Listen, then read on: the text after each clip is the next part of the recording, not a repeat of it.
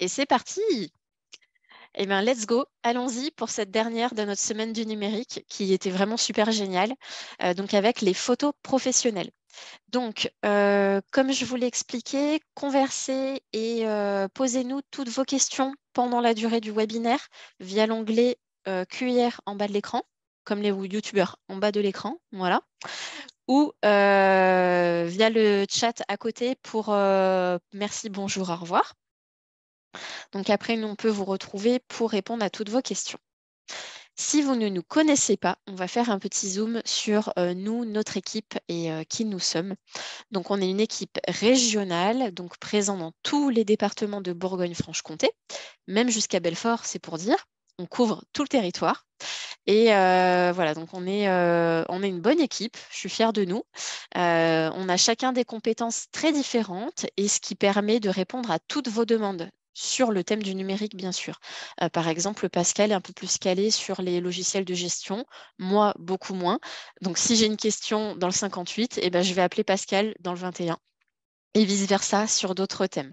Donc ça, c'est vraiment un point fort de notre équipe. Et voilà, on a tous des appétences différentes, ce qui fait qu'on peut interagir sur tous les sujets sur le thème du numérique. Donc ça, c'est plutôt sympa. Donc après, le thème de la journée, les photos professionnelles. Alors, on va voir quelles sont les règles principales pour les prises de vue, parce qu'il y a des trucs et astuces pour une bonne prise de vue que même moi, je ne connaissais pas forcément avant. Comment mettre en valeur vos produits. Donc, comment est-ce que je vais prendre ma photo avec mon produit pour qu'elle soit bien mise en valeur et que je puisse bien, du coup, la mettre après, par exemple, sur mon site Internet. Hyper important. Le traitement de l'image, parce que c'est pas parce que je prends une image comme ça, elle est sympa, que je vais pouvoir la diffuser directement. Je vais la travailler et ensuite, je vais la diffuser. Comment? Eh bien, Thierry nous le dira. Merci, Justement, la balle est dans ton camp. Eh bien, merci Mélodie, tu nous as présenté. Et ce que je vous propose, c'est que vous présentiez en quelques clics. On va lancer un tout petit sondage. C'est de nous dire, bon, pour ceux qui nous suivent, vous le connaissez, ce petit sondage, dans quel secteur d'activité vous êtes? Est-ce que vous êtes dans le secteur de l'alimentaire, du bâtiment, de la fabrication, des services? Et est-ce que vous êtes plutôt une entreprise déjà installée ou en phase de création d'entreprise? Je vois que vous répondez, ça répond très vite. Oui. Donc, je vais vous laisser quelques secondes. Ça nous permet aussi avec Mélodie de voir un petit peu les différents points et éventuellement d'orienter notre présentation. Voilà, je vois que presque tout le monde a répondu. Allez, on va mettre... j'ai encore des clics. Allez, on va mettre fin au sondage et puis on va dérouler cette présentation. Quels outils pour prendre une photo, une photographie? On pense bien naturellement à l'appareil photo. Alors, on a ce qu'on appelait les réflexes et aussi des bridges, les réflexes, avec, on peut changer les objectifs. Après, on a des bridges, ce qu'on dit que c'est des appareils photo, où on a des possibilités de choisir les réglages. Nos smartphones, je dirais les smartphones, c'est accessoirement devenu un téléphone, mais c'est plus aujourd'hui un ordinateur et un équipement pour faire des photos. On pense aussi à la tablette, la même chose qu'un smartphone concernant la prise de vue. Et on voit arriver aussi des artisans qui utilisent des nouveaux équipements comme des drones. On va pas faire euh, on va pas parler plus spécialement des drones cet après-midi, mais attention à toutes les autorisations nécessaires pour faire des prises de vue, notamment avec des appareils volants style drone. Et je vais lancer un deuxième petit sondage. C'est simplement de voir avec vous Ce que vous utilisez. Mm. et voilà, quels équipements vous utilisez aujourd'hui pour prendre vos photos et surtout quelle est la finalité de ces prises de vue. Donc le sondage, il doit être lancé si je me Oui, trompe je me rends pas. compte que j'ai dû me tromper si je l'ai saisi ou autre. Non, TikTok, non, c'est pas avec ça que vous prenez des photos, hein. mais Ce c'est serait pas grave. plus le drone, mais c'est pas grave. Voilà. Voilà. Donc quels équipements vous prenez pour faire vos prises de vue et quel est l'objectif, quelle est la finalité? c'est chaud, c'est vraiment la finalité, il y a de tout, hein. On est Voilà. vraiment Vous êtes très nombreux à être connectés. Voilà. Hop. surtout pour le numérique. Et bien, ce qui ressort à plus de 80%, l'appareil utilisé pour prendre les photos, ça va être le téléphone.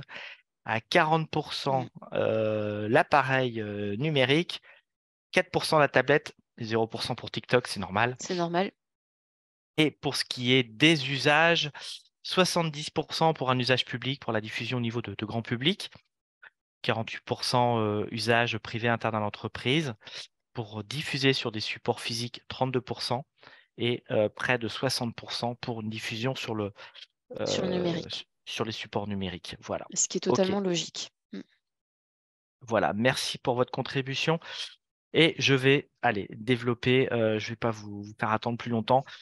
Lorsqu'on prend des photos, quelques règles de base. La première question à se poser, et je m'aperçois de plus en plus qu'on ne se pose jamais assez cette question, mais pourquoi je prends une photo? Quel va en être l'usage? Quel va être l'usage de ma photo? Est-ce que c'est pour une diffusion sur un support physique?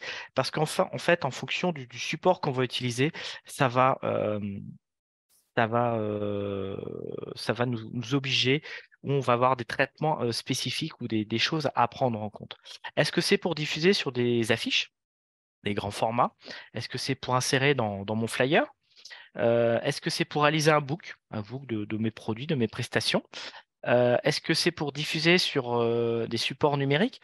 Exemple, mon site internet, pour illustrer mon site internet, pour faire une boutique de vente en ligne où là je veux présenter tous mes produits, ou est-ce que c'est pour diffuser sur des réseaux sociaux? Voilà, donc tous ces points sont bien à prendre en compte. Je prends une photo, mais aujourd'hui, je veux la mettre où?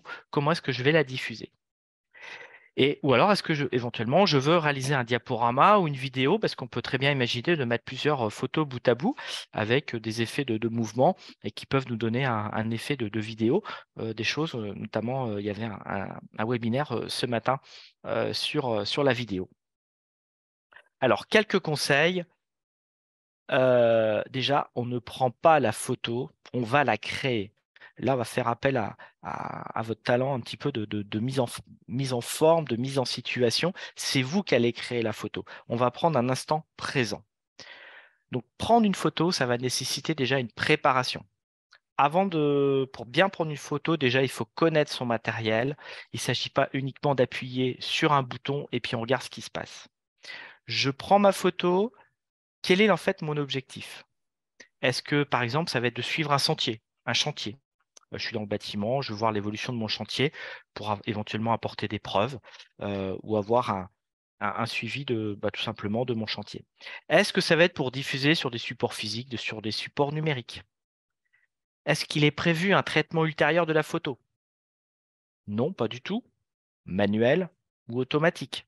Parce que peut-être que les photos ne seront pas adaptées en termes de taille, de format, et si je veux les mettre sur mon site internet, il faudra peut-être que je les réduise. Ou si je veux les publier sur mon Facebook, eh ben, le format d'une publication sur Facebook n'est pas forcément la même taille que ma photo, donc peut-être que je vais être obligé de recadrer. Ça, je peux le faire manuel ou automatiquement. Faire une photo, ça nécessite une mise en scène du produit, de l'objet qu'on veut photographier ou de la personne, mais n'oubliez pas le fond de décor, l'arrière-plan. Il y a toujours un petit truc qui se balade et qui va je dirais, nous polluer la photo. Donc faites attention à tout ce qui va être l'arrière autour de vous au niveau de la photo. De bien être stable pour prendre une photo, pour éviter tout ce qui va être flou. Et là, la solution, l'idéal, c'est d'utiliser un pied ou un trépied. Alors aujourd'hui, il en existe bien sûr pour les appareils photo. Il y a un petit trou qui est prévu, on peut mettre une vis en dessous. C'est prévu sur les trépieds, mais vous avez aussi des supports aujourd'hui pour maintenir un téléphone ou une tablette, ce qui permet d'avoir un maintien de son appareil photo. Quand je dis appareil photo, vous entendez derrière tout ce qui va être tablette, smartphone. Ça va maintenir mon appareil photo et du coup, je vais pouvoir regarder sur l'écran, ajuster, éventuellement l'objet, le déplacer, regarder le fond de décor, faire bouger légèrement l'appareil photo. Donc, d'où l'importance d'avoir le pied, le trépied pour être posé. Et une chose importante lorsque je vais faire mes photos, est-ce que je vais avoir les droits de prise de vue? Et là, notamment s'il y a des visages, des personnes, demander l'autorisation et même de préférence l'autorisation écrite aux personnes en fonction de la diffusion qui sera prévue. Notamment si c'est pour diffuser sur Internet ou sur les réseaux sociaux et qu'il y a des personnes qui sont en situation qu'on peut reconnaître, euh, demandez bien les autorisations. Alors, avant de prendre la photo, un petit peu de vocabulaire. Euh, Avec nos appareils photo, il y a plusieurs modes de prise de vue. On va voir ça tout à l'heure. Mais on parle des fois d'ISO, d'ouverture, de vitesse, de focale. Je vais vous expliquer un petit peu tout ça en amont. Alors, sachant que tous ces points qu'on va voir seront plus ou moins accessibles sur un smartphone, parce que vous étiez très nombreux à nous dire que vous preniez des photos avec un smartphone.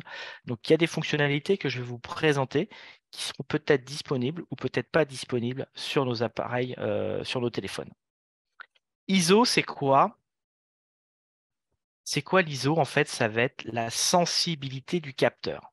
Ça, c'est principalement utile lorsqu'on veut compenser le manque de lumière. Plus la valeur en ISO va être élevée, plus notre image va être dégradée. On va avoir un aspect euh, d'affichage sous forme de grain et on appelle ça le bruit. Là, exemple, vous avez une photo. Hop, et bien la photo du dessous, elle est moins nette, il y a plus de grains parce que peut-être que l'éclairage, on a voulu compenser l'éclairage et on est monté en ISO. Plus la valeur ISO va être élevée, plus vous aurez du grain. Donc les valeurs, lorsqu'on fait des photos standards, si on est de dehors, c'est plutôt du 50 ou du 100. C'est par le passé, quand on était en argentique, hein, c'était sur des pellicules, on choisissait du 400, du 200 ou 200. Et bien là, on peut aussi le modifier sur un appareil photo numérique. Donc, Et plus c'est la vrai que valeur de l'ISO. les ISO sont bien à régler, par exemple, quand on fait des photos et qu'il fait un petit peu sombre, mais qu'on ne veut pas forcément mettre le flash parce que ça ne fait pas pareil. Ça va se jouer effectivement sur la partie ISO. Voilà. Donc, on parlera tout à l'heure de la lumière. Mais typiquement, j'ai peu de lumière dans mon bâtiment. Je ne veux pas utiliser le flash pour différentes raisons. Et ben, du coup, on va monter en ISO et le risque, c'est d'avoir du grain. Donc, la photo un petit peu moins nette. Bien sûr, ça dépendra de l'usage qu'on va vouloir en faire plus tard. Simplement de faire une photo de chantier. Je veux dire, là, les deux photos me suffisaient largement. Si c'est pour mettre sur Internet, pour vendre un produit, la photo du dessous, elle va pas forcément mettre mon produit en valeur. Deuxième paramètre qui est important, c'est la vitesse.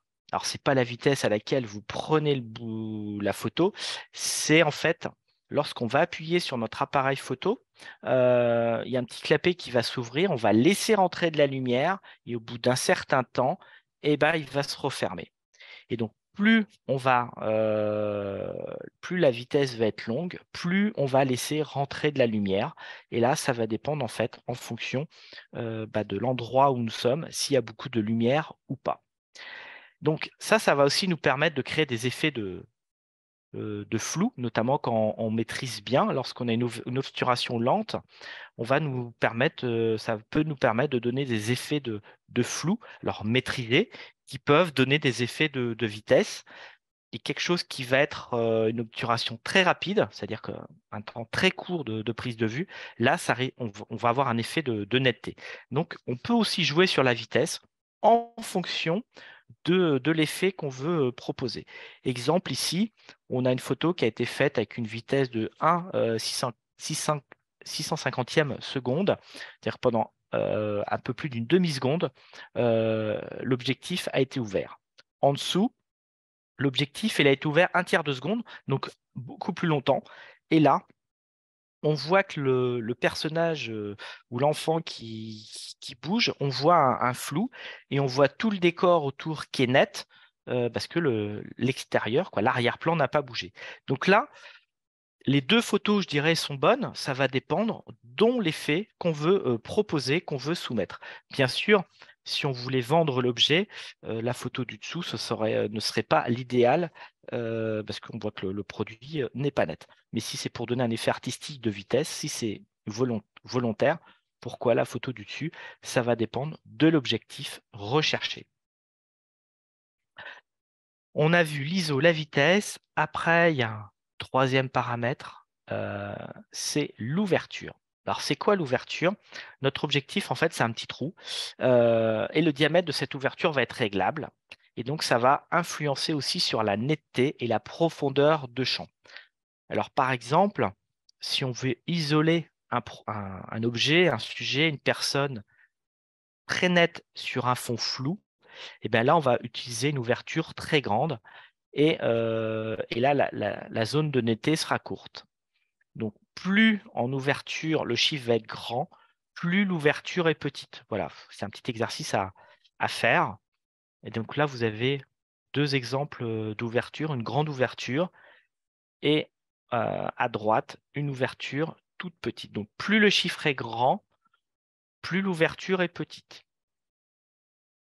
Et concrètement, faut savoir que sur une photo, nous sommes toujours attirés en premier par ce qui est net et on tend à ignorer ce qui est flou. Je vais vous présenter un produit présenté sur une table ou un support en bois.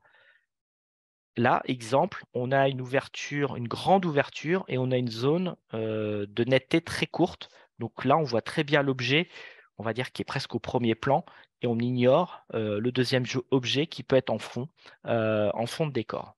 Maintenant, si on fait exactement la même photo, et là, on va mettre une ouverture plus petite, donc une zone de netteté plus longue, et là, on voit de la netteté devant, alors que devant, on peut regarder que c'est un tout petit peu flou sur la photo de dessus, et on voit que c'est net jusqu'au fond.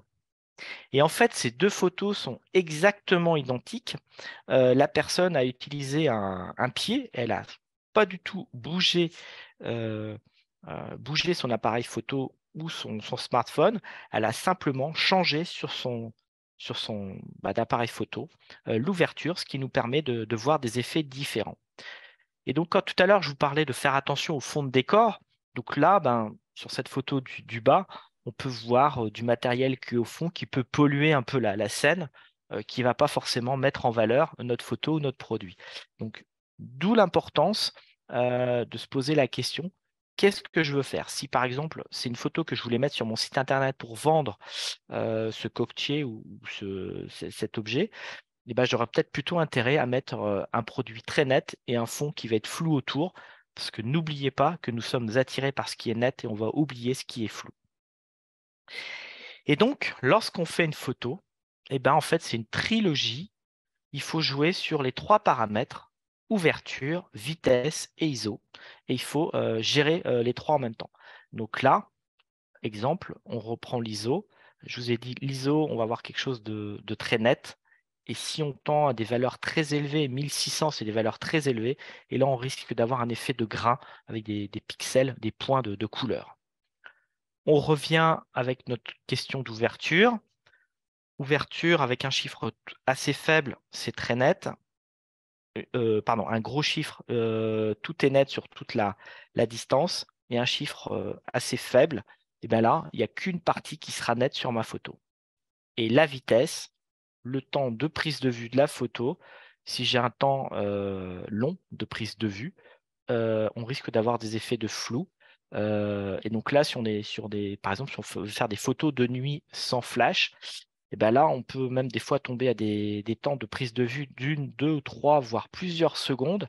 Là, on a tout intérêt à avoir un pied pour ne pas bouger. Et avec un système de déclencheur, même on peut déclencher à distance ou avec un retardateur pour même pas bouger l'appareil photo lorsqu'on appuie dessus. Voilà.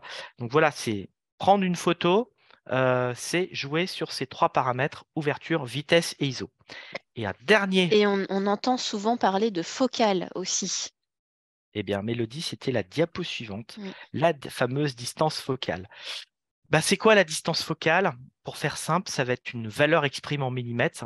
Ça va être la distance entre le centre de l'objectif et la pellicule. Alors aujourd'hui, on n'a plus de pellicule, on a des capteurs numériques. Et c'est ce qui va nous définir le grossissement et le champ de vision observé à travers l'objectif. Parce que n'oubliez pas une chose, entre ce que vous voyez et ce qu'on va retrouver sur la photo, il y a un décalage. On ne, la photo ne reflète pas forcément ce que nous voyons à l'œil nu. Alors pour faire simple, on va faire la photographie d'un arbre et vous voyez que le petit bout de l'appareil photo est plus ou moins long. Ça, c'est la fameuse distance focale. Alors, on va voir ça notamment sur les téléphones, pardon, hop, Les excusez-moi, les appareils réflexes. photo. Voilà, sur les appareils réflex ou bridge, on va pouvoir jouer, utiliser ce zoom et d'avoir un grossissement plus ou moins important. Et donc, si on a une distance focale très longue, on va avoir un grossissement important, c'est ce qu'on appelle en général, on dit le zoom, et on va avoir un champ de vision très faible. On va uniquement voir l'arbre. Si maintenant on fait une focale très courte, là, on va avoir un grossissement faible, et là, on aura un champ de vision plus important. On verra notre arbre et aussi des choses au-dessus et en dessous. Donc, on retient une chose, lorsque la focale est longue, on peut observer un grossissement important et un champ de vision faible. Lorsqu'on a une focale courte, on observe le contraire. C'est aussi la principale caractéristique de son objectif. Et ça, c'est expliqué, c'est donné, notamment si on utilise des zooms, on a des valeurs en millimètres. Donc, plus la valeur est grande, plus on a une distance focale longue, c'est-à-dire qu'on va pouvoir zoomer. Alors, sur les appareils photo, évitez de faire du zoom numérique. En fait, c'est un traitement de l'image. Je préfère avoir le zoom naturel. Parce que le zoom numérique, en fait, c'est simplement, on va grossir les pixels. Donc, le zoom numérique, on verra tout à l'heure, les pixels, ça peut aussi Ouais, ça peut être très détruire, pixelisé et pas très joli, quoi, finalement. voilà, détruire et perdre en qualité. J'ai parlé de distance, de zoom. Euh, et un dernier point, Les angles de vue. les, Mm. et voilà. Traditionnellement, lorsqu'on pense focal, on pense surtout l'importance du zoom, c'est-à-dire à quel point notre sujet va être grossi par l'objectif. Euh, donc en général, il y a trois grandes familles de zoom. On a la focale standard, on dit que c'est entre du 50 et 80 mm suivant les appareils. En fait, ça reproduit exactement ce que voit l'œil humain. Si on prend une focale grand angle, donc inférieure à 50 mm, en général, c'est on va dire autour exemple, 18 mm. Là, on va diminuer la taille des objets, on va donner un angle de vue plus grand, comme son nom l'indique. Et là, vous voyez une grande partie de l'arrière-plan. Un peu, c'est des fois, lorsqu'on veut prendre quelqu'un devant un bâtiment, mais on est trop près du bâtiment, on aurait besoin de reculer, mais malheureusement, on ne peut pas parce qu'il y a quelque chose qui nous empêche de reculer. Et ben, on va utiliser un grand angle. Mais attention, lorsque vous utilisez un objectif en grand angle, vous allez déformer les distances et les perspectives. C'est là que vous avez dû vous remarquer des fois qu'on se retrouve avec des bâtiments où on a les murs qui ne sont pas du tout parallèles. Quand on regarde les lignes directrices, elles viennent se croiser. Parce que là, on a pris une focale grand angle. Après, ça peut être des choix volontaires qui sont faits, ou parce qu'on est contraint pour des raisons X ou Y de faire du grand angle. Et l'inversement, lorsqu'on va utiliser un objectif, et là on voit plutôt ça au niveau des photographes, on voit des grands zooms très longs, exemple une focale à 250 mm, là ça va être pour zoomer, on va agrandir la taille de l'objet. C'est comme si on se rapprochait de lui, mais là on va diminuer l'angle de vue comme on a vu tout à l'heure. Et là on voit qu'une toute petite partie de l'arrière-plan, et là on va casser les distances, on va casser les perspectives, et on va diminuer l'effet de profondeur. Voilà, donc on peut jouer sur ces trois paramètres en fonction de l'effet qu'on va vouloir rendre, et puis aussi de la distance à laquelle nous sommes, à quelle distance nous sommes de l'objet. Mais l'idéal, la focale standard, c'est ce que voit l'œil nu, c'est le point de référence.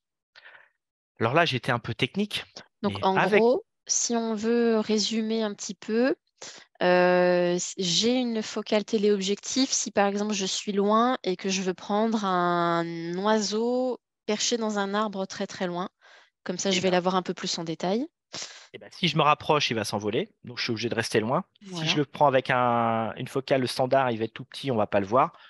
Je vais utiliser un objectif pour m'en rapprocher, Mm, mm. avoir la sensation de se rapprocher. Mais là, le risque, c'est de bouger, Oui, l'effet de flou, d'où si, l'intérêt d'avoir un pied. Et un pied, c'est 3 points pour se poser. on peut avoir des pieds avec un seul point et ça limite un peu les mouvements. Mais d'où aussi l'importance d'avoir un pied lorsqu'on va utiliser un téléobjectif, et ben, pour éviter tous ces zones de flou, parce que Mm. bouger de quelques millimètres, même d'un millimètre, avec l'effet zoom, ça peut se convertir en une photo moche. Voilà, je vais être clair, parce qu'on a bougé, c'est flou.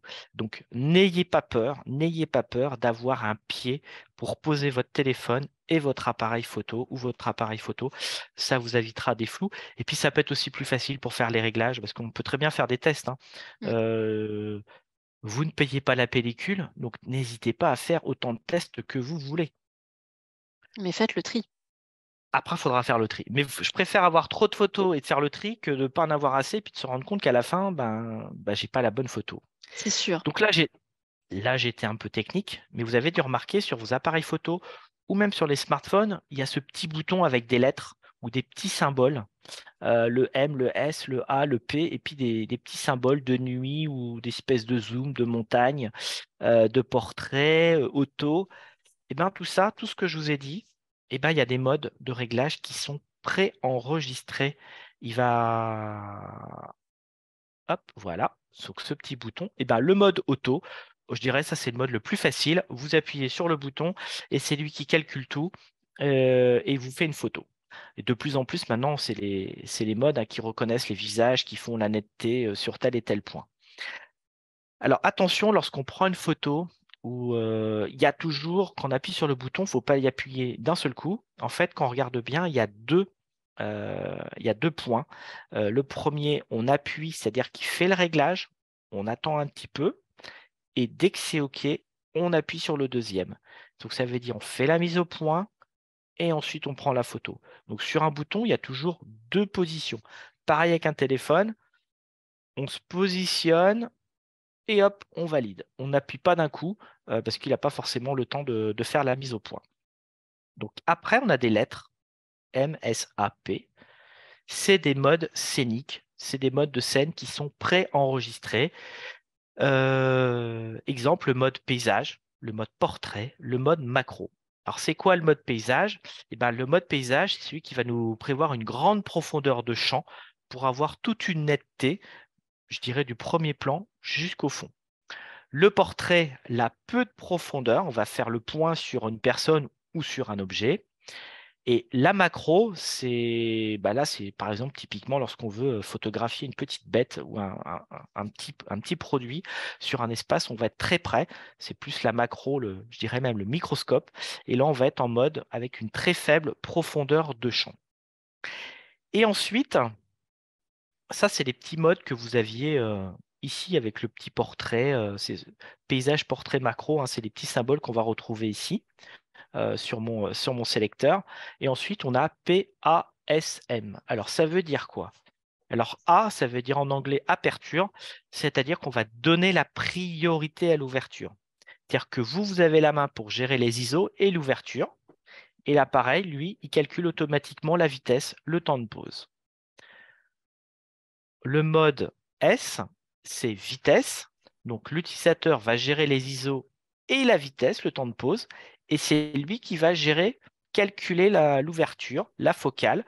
Et c'est lui qui va déterminer la profondeur de champ. Et le mode S, c'est le mode manuel. Et donc là, vous gérez l'ISO, la vitesse, l'ouverture. Et vous avez vu dans les trois cas, c'est moi qui devrais à chaque fois gérer l'ISO. Donc faites très attention, notamment sur les appareils photo, de bien choisir l'ISO en fonction de la situation, dans quelle situation vous êtes.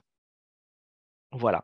Mm, mm. Est-ce que j'ai été clair, Mélodie? Est-ce qu'il y a des questions, des choses qui méritent d'être réexpliquées? Eh bien, écoute, t'as été clair. Une petite blagounette sur le téléobjectif, notamment, c'est le zoom des paparazzis, mais c'est vraiment vrai, c'est ça. C'est ça, c'est ça. Voilà, pour bien imager les choses. Et c'est vrai qu'après, petit aparté sur le mode auto, voilà, il est bien dans certaines conditions, mais c'est vrai avec ce webinaire, on apprend déjà à mieux connaître finalement son appareil photo quand on en a un. Et effectivement, si on peut jouer sur chacun des modes, par exemple, ou autre, voilà, c'est quand même plus intéressant pour avoir le rendu qu'on souhaite. Donc ça, c'est vraiment bien. Et voilà, c'est pas forcément des questions, mais c'est des petites remarques qui ressortent. On a une question, quel est le mode P? Parce qu'on a eu A, S, M, mais le P, Ça doit être. c'est pas je vais dire des Ça, bêtises. ça peut être portrait. Ouais. Si c'est pas Foca, ça peut être portrait. Là, hop, vous me causez une colle. J'ai pas mon anti-sèche sous la main. Ça peut être le mode portrait. Mm, Alors, mm, euh, en général, on utilise toujours le mode auto parce qu'il est automatique. mm. Ce que je C'est vous vrai. invite, c'est d'aller fouiller, d'utiliser les autres modes. Et si la photo, elle est floue, elle est moche, c'est pas grave. On l'efface, on n'en tient pas compte. La scène de nuit, typiquement, on se dit, bah, c'est pour faire des photos de nuit. Mais pourquoi pas, lorsqu'on a un éclairage qui va être faible, tenter de faire une photo en mode nuit. Peut-être que ça peut nous faire un bon rendu, faire des effets spéciaux. Voilà. Faut pas hésiter d'utiliser tous ces paramètres et de faire varier. Euh, je dirais, vaut mieux Mm. faire trop de photos. On va peut-être faire 30 photos pour en avoir une bonne. Faut Voilà. faire des tests.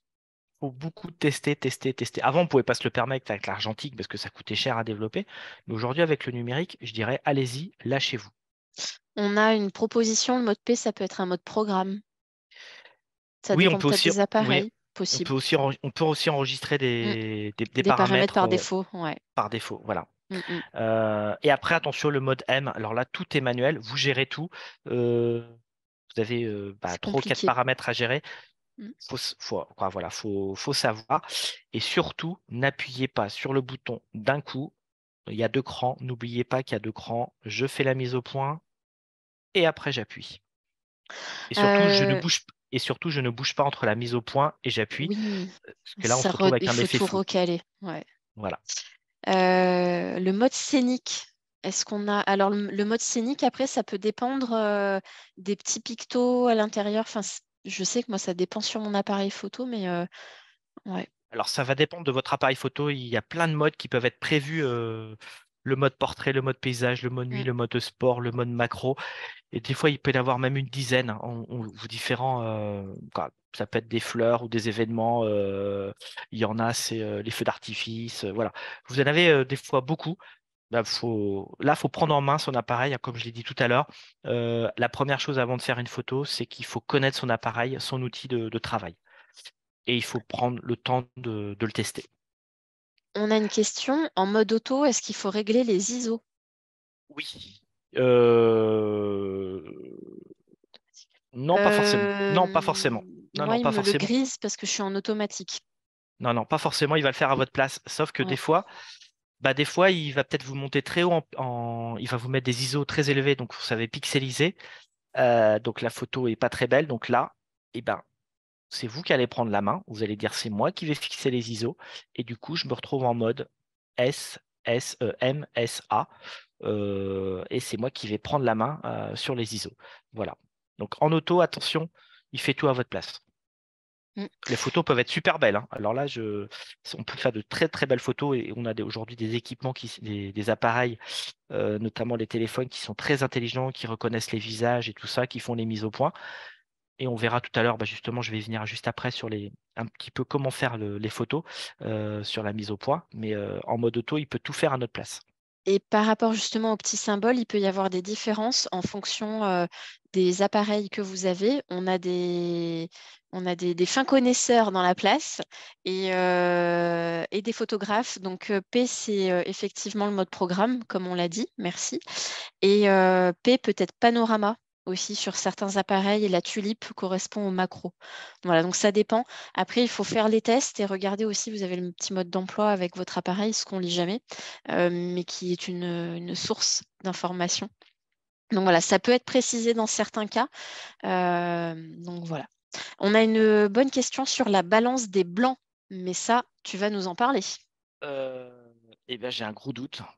J'y pensais tout à l'heure sur la balance des blancs et je ne le crois que je ne l'ai pas prévu dans ma présentation. mais je peux l'évoquer tout de suite. C'est quoi la balance des blancs? Typiquement, le diaporama que je vous présente, le fond est Non, blanc, c'est le fond. mais, vous avez dû vous apercevoir que quand vous faites la photo, ce qui est blanc, c'est pas tout à fait blanc, ça peut être jaune ou des couleurs un peu froides. Et ça va être quoi la balance des blancs? C'est-à-dire qu'il y a une fonction sur l'appareil photo.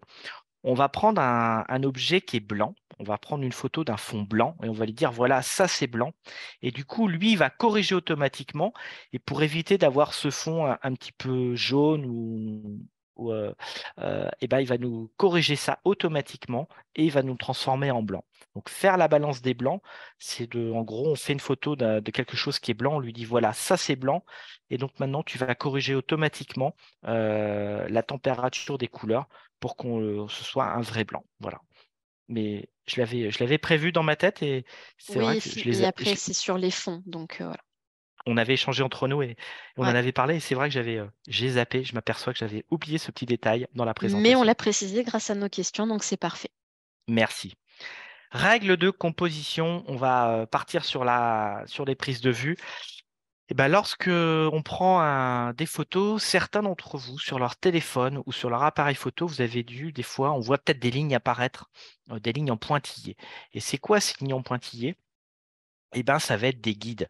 Et on va diviser notre photo en tiers, aussi bien au niveau de l'horizontalité que de la verticalité.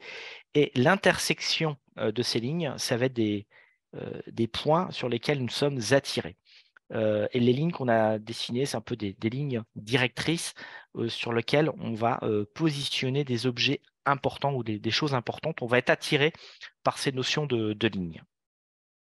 Et l'intersection de ces lignes vont nous faire ressortir les points forts de la photo. Alors, attention, ça c'est des règles de base, bien entendu. Si on veut faire de la macro ou prendre un produit pour mettre sur son site internet, on s'arrangera sûrement à le mettre au milieu, le centrer. Mais en fait, lorsqu'on va avoir ces 4 points qu'on a dessinés, c'est là que l'œil va être le plus attiré en premier dès qu'on va regarder cette photo pour la première fois. Et donc, si on veut mettre des choses importantes dans notre photo, eh bien, il faudra penser à les mettre à ces intersections-là.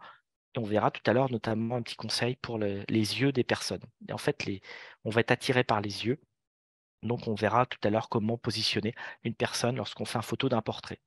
Attention de ne pas non plus mettre un détail qui n'a pas d'importance sur ces lignes de force, sur ces lignes ou ces points importants, car ça va parasiter un petit peu le sens de la photo. Donc, c'est pour ça que tout à l'heure, quand je disais il y a une composition à faire, soit ces lignes, on se les projette dans sa tête, on peut directement, certains appareils, de nombreux appareils, sont équipés pour les faire apparaître sur notre écran de prise de vue. Bien sûr, elles n'apparaissent pas sur la photo lorsqu'on appuie sur le bouton. Lorsque je vais faire ma photo, portrait, paysage, eh bien, ça va dépendre un petit peu de ce qu'on veut prendre. Là, c'est le format portrait et je vous ai dessiné en noir un petit peu le sens de lecture de nos yeux sur une photo qui va être au format paysage. Et au format portrait, voilà un petit peu comment on va balayer notre œil sur une photo prise en mode portrait. Et donc, l'œil, le balayage de notre œil va se faire dans l'habitude que nous avons en France, en Europe, notre habitude culturelle qui fait qu'on a tendance à aller de gauche à droite et de haut en bas. Et ça, c'est ce qu'on appelle le balayage en Z. Et donc, une photo aura plutôt, avec des dominances horizontales, on dit qu'elle sera plutôt reposante pour l'œil. Donc, ça va plutôt évoquer le calme, la profondeur. On va permettre d'élargir un petit peu la photo, alors que quand on est en mode plutôt vertical, ça peut être des choses qui peuvent être un peu plus fatigantes ou difficiles à lire. Et là, on peut aussi évoquer des choses comme la rigidité, ou ça peut aussi avoir un effet d'allonger l'image.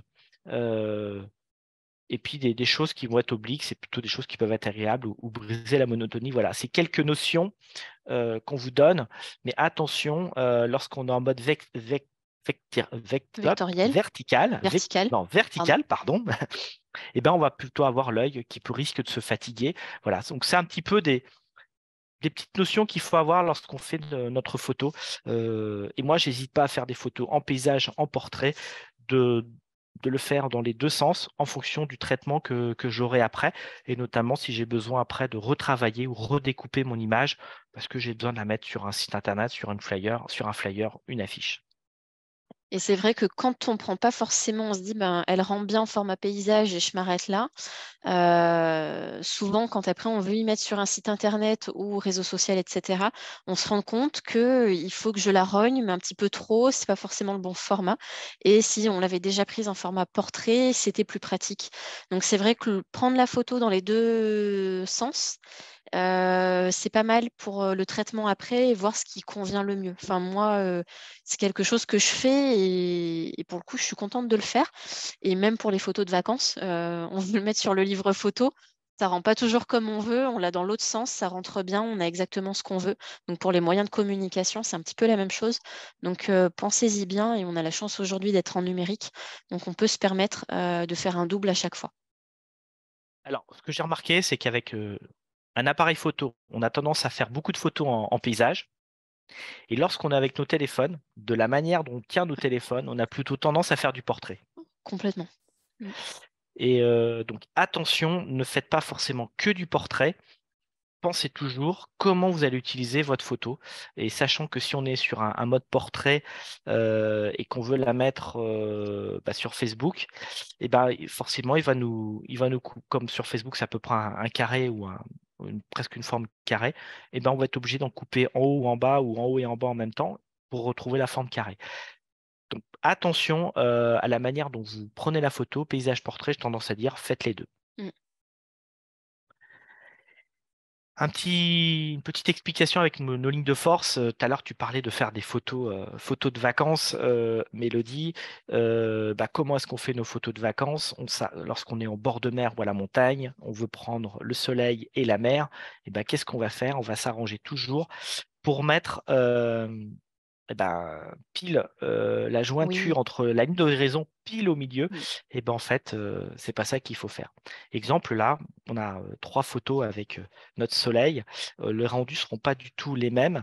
La photo du milieu, on va plutôt donner de l'importance au soleil, au ciel, pardon, et la photo de droite, plutôt de l'importance je dirais, soit au niveau du sol, au niveau de la montagne ou au niveau du sable, suivant ce que je veux mettre en valeur sur ma photo. Et éviter de placer 2 éléments importants sur une même ligne, car là, ils vont plutôt tendance je dirais, à s'affaiblir mutuellement. Donc, il faut éviter de mettre des 2 éléments importants sur une même ligne, ces fameuses petites lignes en pointillés. Et il faut éviter de centrer le sujet, plutôt le mettre en valeur par rapport à un autre et plutôt le mettre à gauche ou à droite. Là, c'était plutôt quand on fait des photos, on va dire, de paysage. Lorsqu'on fait la photo d'une personne, un portrait, comment est-ce qu'on va faire? Hop, et bien, en fait, on est attiré par les yeux sur une personne. Donc, il faudra que les yeux se retrouvent sur une ligne directrice. Donc là, plutôt la ligne en haut supérieure. Et là, on voit que la personne, elle n'a pas été mise volontairement au milieu, mais décalée sur une ligne pour donner aussi de l'importance à la personne. Et là, on voit aussi que la personne, elle regarde vers la droite. Et donc, on a plutôt la notion d'aller vers l'avant. Donc, on a plutôt l'impression que c'est quelqu'un qui va nous faire passer un message positif qui va aller vers l'avant. Donc, il faut placer les yeux sur un point fort et laisser de l'espace dans le sens du regard. Et si vous placez une personne dans un décor, le regard va forcément se porter en premier sur le paysage, sur le personnage, Alors après, tu n'en notamment parles sur pas les par yeux. la suite, mais est-ce que ça rejoint un peu la règle des tiers? On en entend un petit peu parler. Tout à fait. C'est d'équilibrer sa photo. N'oubliez pas que sur une photo, c'est surtout le visage qui va nous attirer le plus. Et donc, d'équilibrer une photo, on a la règle des tiers que vous avez, on a représenté avec les lignes. Ça, c'est des grandes idées qu'on vous donne. Bien sûr, si vous êtes amené après à faire des photos pour des produits mettre sur votre site internet, là, on va plus respecter cette règle des Mm. tiers, mais on s'amusera à bien centrer le produit au milieu de la photo. Donc, c'est pas une obligation de toujours centrer notre photo, notre produit sur la photo. N'hésitez pas, comme cette photo de personne, on la met sur un côté de la photo. Et du coup, on va plutôt être attiré et ça va mettre en valeur la personne et son regard. Donc, je suis artisan, j'ai un site marchand, je veux bien mettre en valeur mes produits, je peux faire une photo avec mon objet centré pour qu'on voit bien avec les détails, etc., et qu'on ne voit pas trop le fond, et une autre photo qui peut placer le produit dans l'espace et auquel cas je vais utiliser plutôt cette règle-là, par exemple. Tout à fait. Et notamment, si vous faites des photos sur un site marchand, vous savez, maintenant, on a des fonctions, on peut voir plusieurs photos euh, pour un produit, on voit plusieurs photos. Évitez de mettre plusieurs fois la même photo. Mm. Mettez plutôt des photos qui sont complémentaires entre elles. Ça sert à rien d'avoir deux fois la même photo avec le même angle de vue. Donc n'hésitez pas à mettre des photos avec des angles de vue différents. Ça peut être une photo, comme tu l'as dit, de présentation générale. Et après, ça peut être un zoom, un focus sur un ou deux points précis de la photo pour voir du détail, de la qualité ou des effets de couleur ou des effets de réalisation. Donc ça va être à vous d'imager, de réfléchir, de créer votre photo en même temps que vous créez votre site internet. La même chose quand on veut mettre des photos, je dirais sur des réseaux sociaux comme, Facebook ou Instagram, ça peut être de mettre, le produit avec des angles totalement différents de près et de loin. Le produit, de très près, mais aussi le produit dans son environnement, mise en situation, heu, voilà. Et donc n'oubliez pas, sur une photo, le visage, c'est important, donc le regard, on est attiré par le regard. Maintenant, comment est-ce qu'on va faire une photo? Bah, en général, lorsqu'on fait une photo, Avec un appareil. heu, un appareil photo ou un Pardon. smartphone, comment on fait une photo? Eh ben, on nous avait dit: «Tu centres bien la personne au milieu». Typiquement cette photo, bah, en fait, faire une photo de personne, on va plutôt, je vous ai dit, on va être attiré par le regard, donc on va essayer d'aligner les yeux sur la ligne supérieure. Et du coup, bah, est-ce qu'on va faire la mise au point sur le visage? Eh ben non, on va plutôt faire la mise au point sur le cou, parce que si c'est un point euh, qui fait la mise au point, justement, et en général c'est au milieu, et ben là, on va faire la mise au point sur le cou, sur la gorge, et non sur les yeux. Voilà une petite astuce pour faire des photos. Donc n'oubliez pas, nous sommes attirés par le regard, par les yeux. Tout à l'heure, on avait parlé de zoom, d'angle de vue. Euh, Là, on fait une photo d'une personne à hauteur d'homme. L'œil, le produit n'est pas du tout déformé, la personne n'est pas déformée et on voit bien que le centre de la photo, c'est au niveau du cou et qu'on vous imaginez la ligne directrice avec les yeux qui sont en haut. Donc là, c'est avec une photo standard, sans aucun réglage, sans effet de zoom particulier. Là, je vais prendre la même photo avec les mêmes réglages, mais je vais mettre en hauteur. Donc, on va utiliser ce qu'on appelle la plongée. C'est-à-dire qu'on va avoir un effet on va avoir un peu un effet, on nous vient prendre la photo par le dessus. Et là, qu'est-ce que ça va nous faire? Eh ben, ça va plutôt rapetissir le sujet et ça va le déformer. Et il y a l'effet inverse, on va se mettre plutôt au niveau du sol et on va prendre une photo vers le haut, ce qui nous appelle la contre-plongée. Et là, on va avoir un effet plutôt d'agrandissement du sujet et bien sûr, il va être déformé. On voit bien que les hanches sont plus larges que les épaules, alors que en réalité, bah, les épaules et la hanche sont de la même taille. Et sur la Mais on voit photo mieux le d'avant, t-shirt. voilà, Non, ça mais va je te... dépendre. Ça va ce dépendre qu'on veut aussi de mettre ce en qu'on veut valeur. mettre, en valeur. Donc, suivant comment on va prendre la photo, soit on est sur un grand angle, ce qui va amplifier considérablement la profondeur de champ et des déformations, ou alors, je vous ai dit tout à l'heure, on avait aussi la focale longue, le téléobjectif qui va écraser les perspectives et la profondeur. Donc tous ces éléments se mélangent et on peut avoir des effets totalement différents alors que cette photo a été prise dans le même environnement, mais avec des angles et des réglages différents. Après, nous avons la taille des plans, c'est-à-dire laquelle partie de la personne ou de l'environnement je vais prendre. Ce qu'on appelle l'environnement général, là, il n'y a aucune mise en valeur du produit. On a de l'herbe, on a de... Bon, ça, c'est un peu les vacances. Voilà, ça, c'est une photo d'ordre général. Après, Il y a le plan d'ensemble. On voit que l'environnement et le sujet sont aussi importants l'un que l'autre. Là, typiquement, ça peut être la mise en place, la mise en forme d'une pergola dans une maison. Après, en termes, je dirais, la photographie, il y a le plan moyen. Donc là, le sujet il est beaucoup plus important que le décor. Là, typiquement, ça pourrait être le chef d'entreprise qui vient présenter son produit. Après, on a le terme de plan américain. Il n'y a pas tout le personnage, mais on coupe au niveau à peu près des genoux. Le plan rapproché, là, c'est plutôt le portrait. Là, c'est un cadre qui va être vraiment rapproché. Et là, on va isoler le produit. On va, euh, on va avoir que le produit. Et vous voyez même que le fond bleu est un peu flou parce qu'on a fait la mise au point eh ben, sur la partie nette de la personne. On fait le mise au point sur la personne. Donc voilà, c'était pour rappeler un petit peu les différents types de plans. Et ça, c'est par exemple 5 photos qu'on pourra retrouver sur son site internet pour présenter un produit, le plan général, la vue d'ensemble, et puis on fait le focus sur des points particuliers du produit ou de la personne. Tout à l'heure, on avait parlé de lumière, il me semble, Mélodie, on parlait du Oui, quand tu flash. parlais des ISO, je disais qu'effectivement, parfois, si on ne veut pas utiliser le flash, on va jouer sur les ISO. Mais donc, du coup, d'où la question du flash. Et ben, pourquoi utiliser un flash? Mm. Et ben, on va utiliser un flash, ce qu'on appelle dans le jargon, pour déboucher les zones d'ombre, donc des choses qui sont sombres, on va apporter de la lumière, tout simplement parce qu'il y a un manque de lumière. Alors attention lorsqu'on utilise un flash avec les yeux de lapin, les effets, les yeux rouges. Moi, ce que je préfère en termes de lumière, c'est de préférer la lumière naturelle. Les meilleures photos des produits sont plutôt celles qu'on va faire dehors. Alors, évitez de faire des photos en plein été à midi ou à Il 15 y a heures parce trop que de là, soleil. il y a trop de lumière. Pareil, on ne va pas les faire trop tard le soir, mais faire des photos dans la journée à l'extérieur, on a souvent des meilleurs rendus.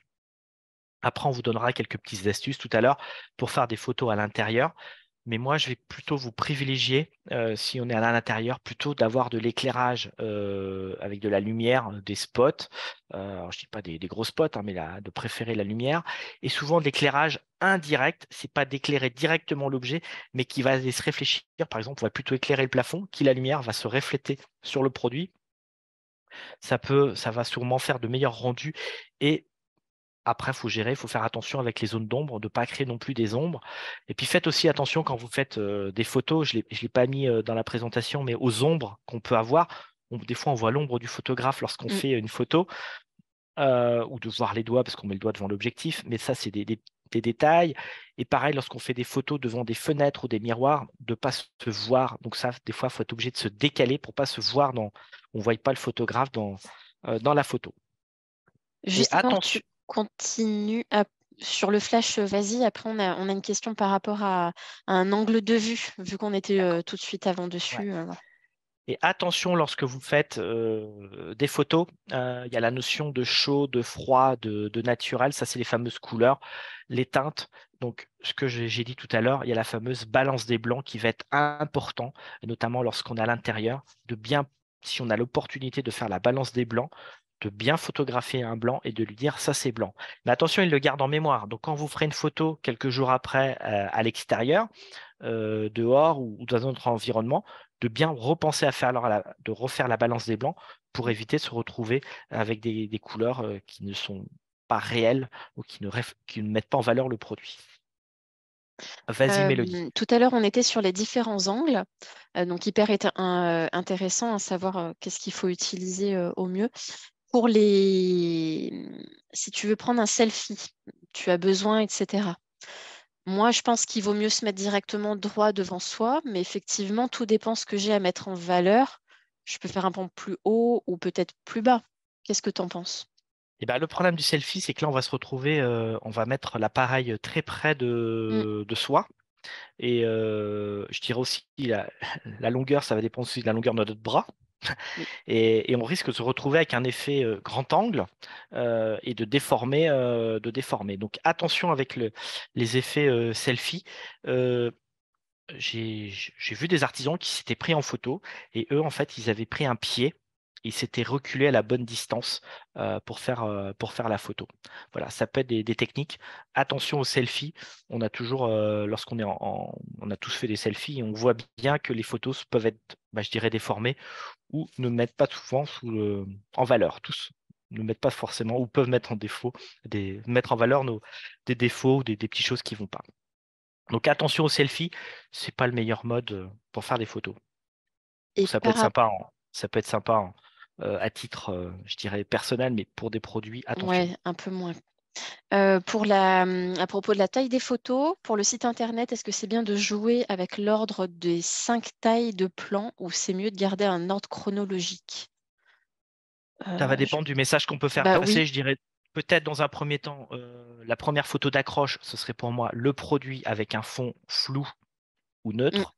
On voit le produit, Les détails du produit. je vois ma tasse, et ensuite on peut voir la tasse qui est mise dans son environnement ou ce qui peut être contenu, voilà. Mais si c'est pour un site de vente en ligne où je veux vendre ma tasse, il faut qu'on comprenne tout de suite. Il faut pas qu'on soit dans un plan. Faut pas que Pas être bah, trop large. Mm. mon produit soit perdu. Je vends une tasse, je mets la photo sur la tasse et les autres photos après on pourra dans un autre environnement être plus loin, plus près. Et ensuite, on Et a d'autres questions, mais qu'on va voir par la suite. Donc, bon, suspense. Mélodie, on a fait des photos, on a tous fait un jour des photos qui étaient floues Oui, beaucoup. ou mal recadrées. On est tous passés par là et on y passe tous par là. Je vais vous prendre par exemple la mise au point. Si je fais la photo de cette personne-là, je vais vouloir faire la photo de cette personne sur son visage. Et donc, les différentes mises au point, c'est le point rouge qui est au milieu. Sauf que tout à l'heure, je vous ai dit, oui, mais attention, ce serait bien de la mettre sur une ligne directrice avec la règle des tiers. Mm. Donc là, comment est-ce que je vais faire? Eh bien, appuyer, je vais faire la mise au point sur le visage de la personne. Donc, on va faire la mise au point au centre avec le petit point rouge. On maintient le doigt appuyé sur le déclencheur. Oui, Et ensuite, qu'est-ce qu'on va faire? On va se déplacer légèrement le cadre pour placer le sujet comme on le souhaite dans la composition, c'est-à-dire on avait dit la règle des tiers, vous imaginez. Et on est prêt, évidemment le point rouge ne bouge pas, mais lui, il a gardé la mise au point sur le visage de la personne ou sur l'œil de la personne. Et là, on va, sans bouger, on va appuyer. Et là, eh bien, la personne, elle va être nette sur le premier plan et on va voir, vous voyez, un flou au fond. Donc, il y a la technique, on fait la mise au point, on laisse le doigt appuyé et on se déplace pour recadrer et on appuie une deuxième fois. Et là, vous allez avoir une photo qui va être nette sur le côté droit, malgré qu'on ait fait la mise au point au centre. Donc là, ça va être une petite technique, je dirais, pour faire des photos nettes et de mettre en valeur. Après, le risque, c'est que sur ces appareils automatiques, lui, nous fasse la netteté surtout. Donc là, l'objectif, c'était de faire la mise au point, quoi, de mettre en valeur la personne, la dame, en premier plan. Donc voilà, on a fait un peu le tour de tous les modes, pas tous, hein, c'était pas l'objet de vous faire un cours de photo en quelques minutes, mais voilà les principaux modes ou techniques de prise de vue. J'ai fait ma photo, maintenant, comment est-ce que je l'enregistre? Quels sont les différents formats d'enregistrement des photos? Et là, ça va dépendre un petit peu de vos appareils. Il y a deux formats d'enregistrement. On a le JPEG et le RAW. C'est deux formats différents de photos. Et les usages ne sont pas du tout les mêmes et ça va aussi conditionner le travail que je vais vouloir faire plus tard. Déjà, tout ce qui est format compressé, c'est-à-dire que l'image que je vais prendre, il va y avoir un traitement numérique, il va y avoir un développement, comme si par le passé, hein, on avait notre négatif et on le traite. Et là, il va faire des calculs, il va nous compresser le fichier et ça va être le format JPEG. Alors ça s'écrit JPG ou JPEG. Les appareils photo nous font les photos en général au format JPEG ou JPEG. Et on a aussi un autre format de photo qui s'appelle le format RAW. Alors, c'est un format qui peut être différent suivant les types les fabricants d'appareils photo. Le format RAW, en fait, ça va être les données brutes. C'est comme si on avait le négatif et il va falloir passer au laboratoire pour développer notre photo et faire un développement ultérieur. Donc, une photo au format RAW ne sera pas directement utilisable pour m'en mettre sur mon Facebook ou sur Instagram ou sur mon site internet. Ça va nécessiter un traitement ultérieur, un développement. Exemple, les photographes, les pros de la photo, ceux qui font des concours, bah, eux, ils vont surtout privilégier ce format-là parce que derrière, ils vont pouvoir travailler la photo, voir même des choses pas très nettes, pouvoir travailler, jouer sur les couches et faire un développement de la photo. Donc ça va dépendre, le format d'enregistrement va dépendre du traitement que vous souhaitez faire derrière. Si c'est pour directement diffuser mes photos, prenez le format JPEG. Et attention, le format RAW, c'est un format qui n'est non compressé, donc qui prend énormément de place. Mm. Ça peut faire rapidement du 10-15 mégas la photo. Donc, typiquement, c'est un fichier que je ne pourrais pas envoyer par mail simplement à la personne. Il va falloir, et puis elle ne saura peut-être pas le lire parce qu'elle n'a peut-être pas le lecteur qui va bien. Donc, n'envoyez toujours à votre destinataire des formats au format JPEG, vous saurez qu'il pourra le lire. Le format JPEG, l'avantage est une photo qui va être plus légère. Exemple, une photo qui faisait 7 émo, alors qu'en RAW, elle va plutôt faire 30 mégas. T'es gentil, hein. Euh, donc attention avec nos messageries. Moi, j'alerte toujours qu'à partir de 5 mégas, ça risque de ne pas passer. Mm. Donc, avec nos appareils photo et nos téléphones qui sont de plus en plus de super qualité, on a des formats de résolution beaucoup plus élevés et donc avec une taille de fichier beaucoup plus importante. Donc, tant mieux si on veut la diffuser sur des supports style affiche 4x3 ou dans des magazines, mais si on veut l'envoyer par mail, on va être limité et il faudra trouver des techniques alternatives pour les envois. Attention, plus la photo elle va être grosse, plus elle prendra de la place, plus elles sont petites, moins elles prendront de place sur la carte mémoire ou sur le disque dur. Une photo format JPEG, plus elle est plus petite, plus elle est facile à diffuser, à partager via Internet, parce qu'elle est déjà compressée. Et aussi un autre avantage, c'est que le format JPEG, depuis sa mise en, ça a été créé, le format à peu près sorti des années 92, c'est un peu le format universel qui est adopté par tous, par les imprimeurs, par les sites internet. C'est un petit peu le format standard. Le JPEG, c'est le format standard de l'image, de la photo. Attention, lorsqu'on a au format JPEG, on a une fonction qui va compresser, et ça, c'est une fonction qui va être destructrice, c'est-à-dire qu'on va perdre de l'information et on ne peut pas revenir en arrière. Alors que le format RAW, lui, ça ne détruit pas et on peut faire le traitement comme on veut. Et lorsqu'on a une photo au format JPEG, eh ben, la photo, elle doit être nickel. Il ne doit pas y avoir de zone d'ombre, de choses comme ça, parce qu'à rattraper, ça va être super dur. Bon, il y a quelques outils numériques qui peuvent le permettre, mais excusez-moi du terme, une photo qui est moche, au format JPEG, elle risque de rester moche. Alors qu'une photo au format RAW, on peut peut-être rattraper le coup, mais ça nécessite du travail. Et une format au format JPEG, bien entendu, elle est donc plus difficile à retoucher.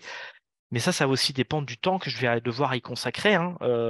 Si c'est une ou deux belles photos que je veux faire sur mon site, peut-être que j'ai intérêt de me mettre au format RAW. Si j'ai 200 produits à mettre sur mon site internet, Ça va faire là, je serais beaucoup. Mm. à un très gros travail, donc je passerai peut-être directement par le format JPEG. JPEG. Après, c'est vrai que le format RAW, au début, moi, je l'utilisais parce que je connaissais rien. Je me suis rendu compte que j'avais plus d'espace sur ma carte alors que bon, j'avais fait beaucoup de photos, mais quand même. Et effectivement, il fallait changer la donne, quoi. Ou sinon, réduire un peu certains formats ou autres. Enfin, voilà. Ça, après, vous retrouvez tous ces paramètres-là sur l'appareil photo et vous pouvez modifier un peu les paramètres par défaut aussi. Donc, faites les tests, voyez ce que ça donnait et faites ce qui est le plus facile pour vous et le plus pratique, surtout s'il y a des échanges de données à faire.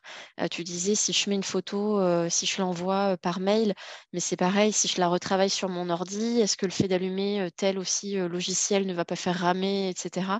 Voilà, ça, c'est toutes des données à prendre en compte.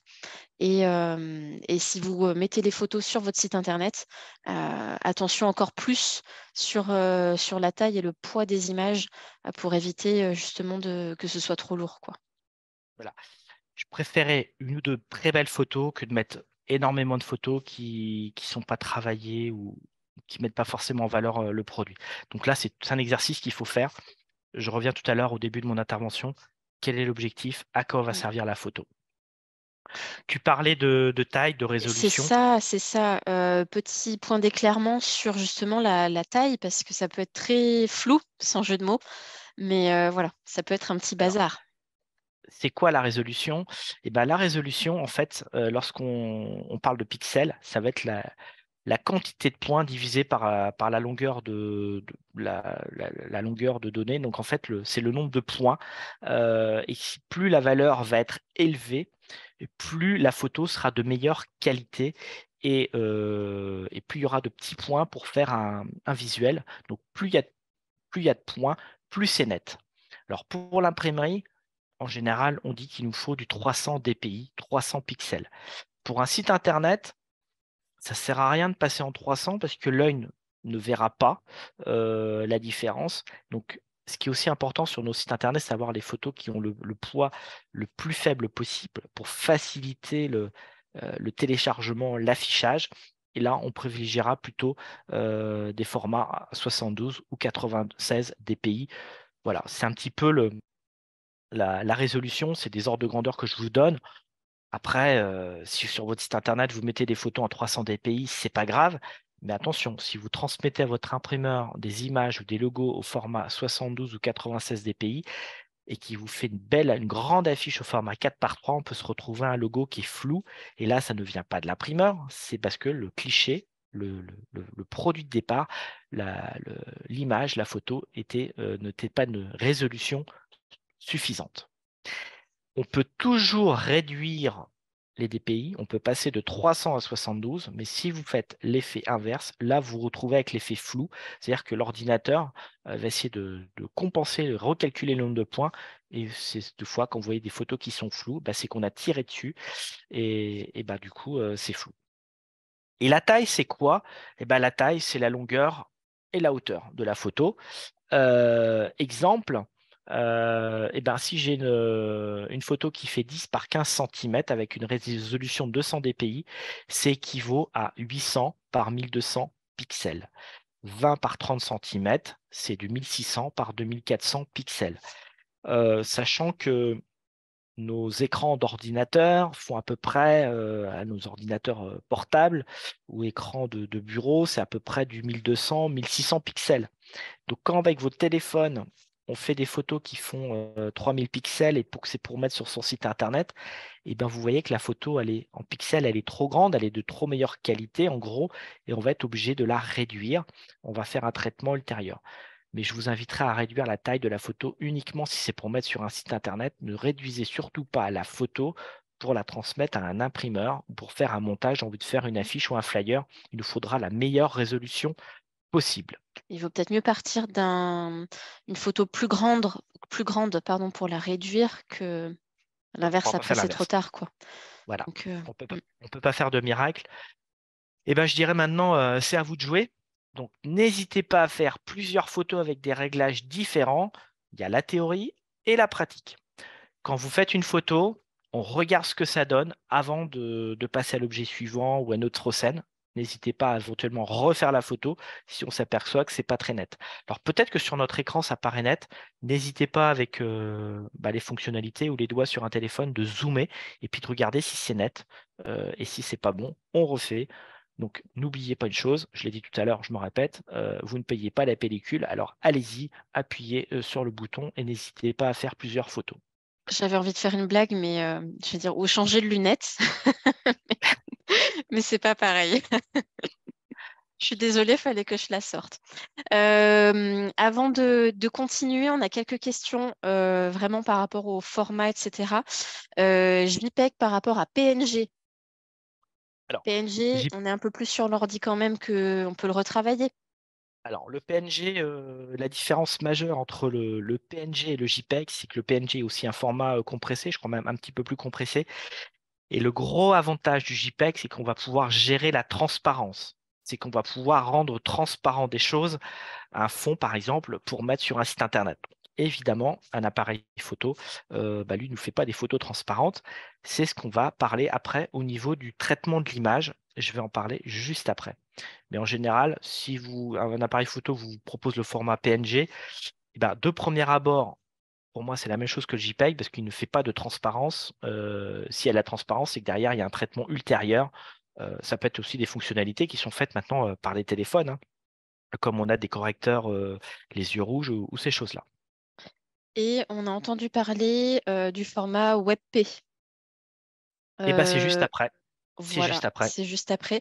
Alors avant de continuer, toujours dans les formats, le TIFF et pas les Et ben, cheveux, hein. merci Mélodie. Pardon. Le formatif, c'est un format d'image qui est non compressé. Je veux dire, c'est pas l'équivalent du RAW parce qu'on peut pas trop le modifier, mais c'est le format de l'image qui n'a pas été compressé. Il n'y a pas eu un traitement informatique.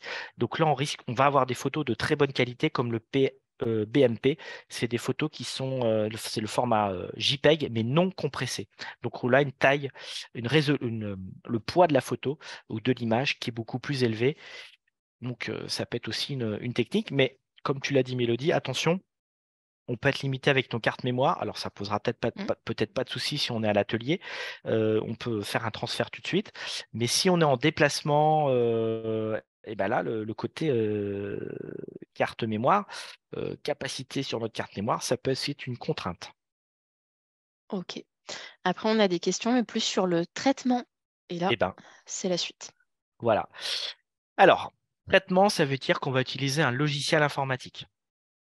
Donc la première chose, c'est qu'on ne choisit pas un logiciel ou une application. Tu aurais pu me poser la question, Mélodie, quel est le meilleur logiciel? Je t'aurais dit, je n'en sais rien. C'est qu'est-ce que tu vas avoir besoin de faire. Donc on ne choisit pas un logiciel, on détermine avant qu'est-ce que je vais avoir besoin de faire. Je vais retourner la question. Donc on va déterminer avant qu'est-ce que je veux faire et surtout qu'est-ce que je peux faire. Je peux recadrer la photo, c'est-à-dire que j'ai pris un peu trop grand et on va en enlever un petit peu autour pour recadrer mon objet. Sachez que je peux recadrer, mais je ne peux pas en rajouter. Quoi, je dis on ne peut pas rajouter avec ce que j'ai vu cette semaine avec l'intelligence artificielle, pourquoi pas. On peut diminuer la taille de la photo. Tout à fait. Tout à l'heure, j'avais une photo qui faisait 300 pixels de large. Je veux qu'elle fasse que 100 pixels pour mettre sur mon site internet. Donc, il me faudra la fonction de mon logiciel pour diminuer la taille. Est-ce que je veux réaliser un montage? C'est-à-dire, je prends plusieurs photos et je les mets en scène ou je fais une vue panoramique, hein, panoramique, c'est-à-dire on fait plusieurs photos, puis on les met bout à bout et ça nous fait un grand panorama, un grand paysage, pourquoi pas. C'est ce qui se fait de plus en plus pour les vues 360 dans les magasins. C'est simplement de la prise de vue et on met les photos bout à bout après, c'est une fonctionnalité qui va nous permettre de se balader et d'avoir un effet 360. Ça peut être aussi sur une photo d'ajouter le petit filigrane, la petite signature sur la photo. Ça, on peut aussi l'automatiser. Ça peut être la marque. Bon, ça peut être aussi une signature. Sachez qu'avec certains logiciels, ça peut aussi s'enlever. Bon, on ne protège, moi je dirais, pour faire simple, on ne peut pas protéger une photo. Toute photo peut être reprise avec des imprimeries écran ou des choses comme ça. Ça peut être aussi de retoucher la photo. Là, on va rentrer un peu plus dans la photo, changer les couleurs. C'est une photo couleur, on va la passer en noir et blanc ou en couleur sépia. On va enlever des choses. On peut éventuellement enlever du fond ou rendre des fonds flous ou détourer la personne, faire du montage. Donc, ça peut concerner les couleurs, supprimer des éléments et d'autres choses. Voilà. Donc, voilà, je vous ai listé quelques éléments de traitement de photos, ce qui vont ensuite nous déterminer l'outil que je vais pouvoir, ou les outils, parce que des fois, ce n'est pas un seul outil, mais plusieurs qu'on va devoir utiliser. Alors, les outils de traitement de l'image. Il existe des applications gratuites et payantes. Et nous, Quel est on le a ce qui meilleur est outil? gratuit, nous. Ah, Mélodie, ce qui est gratuit. Je vais prendre le moins cher, je dis non, non pas forcément. Le meilleur outil pour moi, c'est celui qu'on va maîtriser et c'est celui pour lequel je vais obtenir le résultat que je souhaitais. Pour moi, le meilleur logiciel, le meilleur outil, c'est celui qui m'a permis de réaliser ce que je voulais faire. Et le meilleur outil, c'est celui qu'on va maîtriser le mieux. Peut-être que Mélodie, toi, tu maîtrises super bien GIMP et moi, je suis pas très à l'aise avec cet outil et je préfère un autre logiciel qui va s'appeler Photofiltre. Mais je dirais, c'est pas grave. L'objectif, c'est qu'on arrive tous les deux au résultat qu'on voulait, et tant qu'à faire dans des temps raisonnables. Et ce que j'insisterai sur les outils de retouche d'image, mais ça c'est valable pour tout le numérique, avoir un logiciel c'est bien, mais l'idéal c'est de se former pour utiliser ces outils numériques. Alors les logiciels, on en a listé quelques-uns avec Mélodie. La référence dans les logiciels payants, c'est Photoshop. Ça c'est la référence, c'est le must du must, c'est la référence dans le domaine professionnel.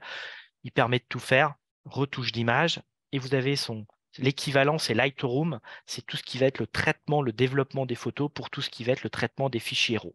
Ça, c'est le top. Mais est-ce qu'il en existe des gratuits? Eh oui, il y a GIMP, lui, ça va nous permettre de refaire de la retouche photo, c'est un petit peu le pendant de Photoshop, mais assez compliqué à utiliser, il faut bien maîtriser l'outil. Un autre outil que j'aime bien utiliser, qui est assez simple, qui est même portable, on peut mettre ça sur une clé USB, c'est Photofiltre. Lui, il va nous permettre de faire de la retouche d'image. Alors, pas aussi poussé que Photoshop, mais pour recadrer, enlever des photos, enlever des éléments sur une photo, faire de la retouche d'image, je dirais assez simple, peut très bien suffire. Après, pour les formats RAW, on en a plusieurs qui existent en gratuit. J'en ai sorti un, ce Darktable, qui va lui permettre de traiter le format RAW. C'est pas l'équivalent de Lightroom, mais il s'en rapproche énormément. Un logiciel gratuit que je trouve qui peut être très intéressant, c'est XNView. Exemple, vous avez fait toutes votre photos, elles ont toutes le même format. Il faut toutes que je les passe en couleur, en sépia ou en noir et blanc.